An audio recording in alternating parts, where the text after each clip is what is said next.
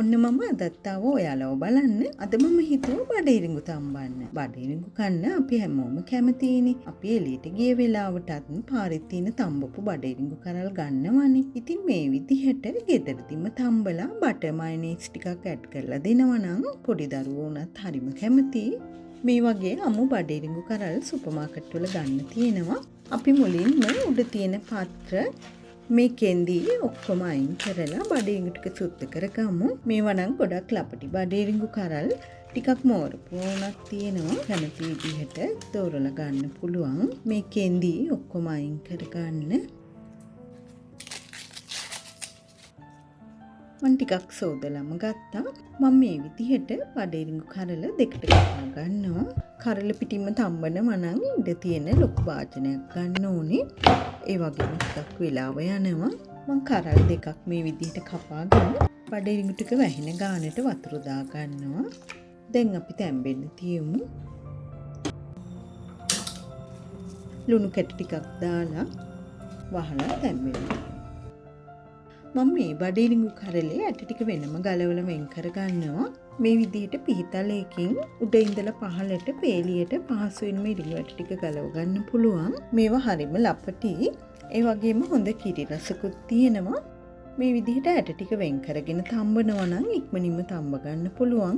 ඒ වගේම දරුවන් කැමති දේවල් මිශ්‍ර කරලා දෙන්න පුළුවන්.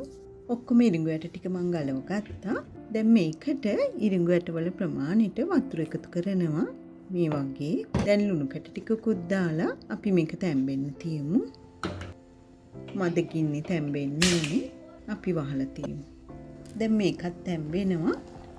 දැන් වතුර අඩු වෙලා බාගෙට වගේ තැම්බිලා තියෙන්නේ.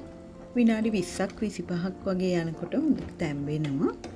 මද ගින්නේ තියන්න ඕනේ. අපි තව ටිකක් වහලා තියමු. මේ ඉරිඟු ඇට තැම්බෙනකොට හොඳ සුවඳක් එනවා. දැන් මේක නම් තැම්බෙන්න වෙලාව හරි අපි බලමු. මේ වගේ පිහිතුඩකින් බලන්න පුළුවන්. හොඳින් තැම්බිලා තියෙන්නේ. මේ ටික අයින් කරගන්න පුළුවන්. දැන් මේකත් තැම්බිලා තියෙන්නේ. තව ටිකක් වතුර ගතිය තියෙනවා. අපි දැන් ඇරලා තියලා ඒ ටිකත් හිඳුනහම ලිපෙන් බාගමු. දැන් හරි.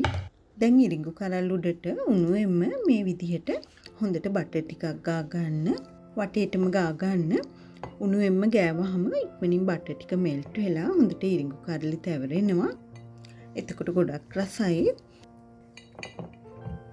මේ බටර් එක අන්සෝල්ටඩ්. මම තව ලුණු චුට්ටක් දා ගන්නවා.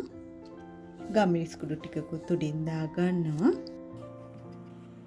මම මේකට ඔලිව් ඔයිල් මේස හැඳි දෙකක් දානවා. ඔයාලට ගී ඔයිල් උනත් පාවිච්චි කරන්න පුළුවන්. පැප්‍රිකා පවුඩර් චුට්ටකුත් දා ගන්නවා.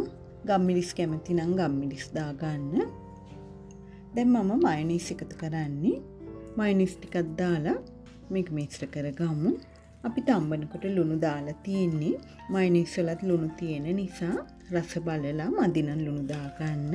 මේක උණුවෙන්ම කන්න ඕනේ. නිවුනොත් ඉරිඟු ඇට හයි වෙනවා. ඉතින් උදේ ආහාරයටත් මේක සුදුසුයි. පොඩි දරුවන්ට එහෙම දෙන්න පුළුවන් නම් හරිම ගුණදායකයි.